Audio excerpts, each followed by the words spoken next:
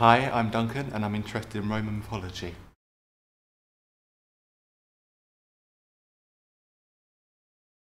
Myths have been told for many millennia to help inspire and unite people while giving them belief and call to the world around them. Everybody would have felt that the gods, be they Roman or Celtic, in some way influenced every aspect of their daily life. One that would have been widely worshipped was Asclepius, a Greek god that Romans took over, who was particularly associated with healing. When the Romans were conquering Europe, they knew that people would not convert to Roman religion and they would prefer to practice their own deity that they already had. There was a great number of different gods and goddesses being worshipped.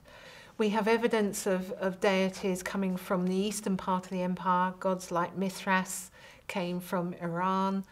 To avoid riots, the Romans amalgamated religions of various places along their conquest. When the Romans came over, they brought their gods with them, gods like Mars or Minerva. Mars was the classical god of war, but Camulus seems to be a deity not local to London, but actually local to the Reims area of France.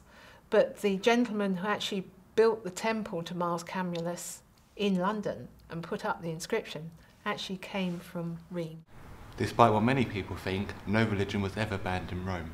There would have been local deities, but quite often those local deities didn't have their own name. In Londinium, the god Mithras was highly respected. Mithras was particularly worshipped by the military, especially in places such as Rome, Austria and Britain. The army wore his image on their belts and swore allegiance to him before battle. So orator, so occidit, so Russus orator, et nos serveste, eternale sanguini fuso, arve Mithras, sol invicte. Mithras was respected for 4 reasons: courage, sacrifice, rebirth and integrity. There was the formal side of religion where you would go to the temples on your particular god's feast days. It's a bit like saint days in different religions today. And you would make a sacrifice to that god and you would sort of celebrate. You also went if you wanted to ask the god for a particular favour. So then you would go to the temple and you would actually make your sacrifice and ask the god to do whatever you wanted to achieve. The Lares are Roman gods envisaged as the spirits of your home.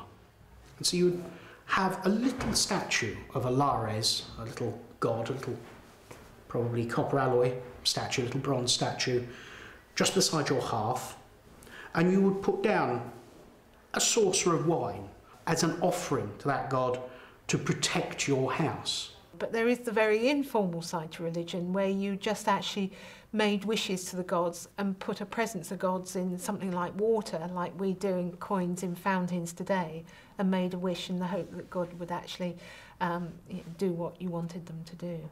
The Romans, through their culture of mythology, garnered what are seen as many of the foundation of society today.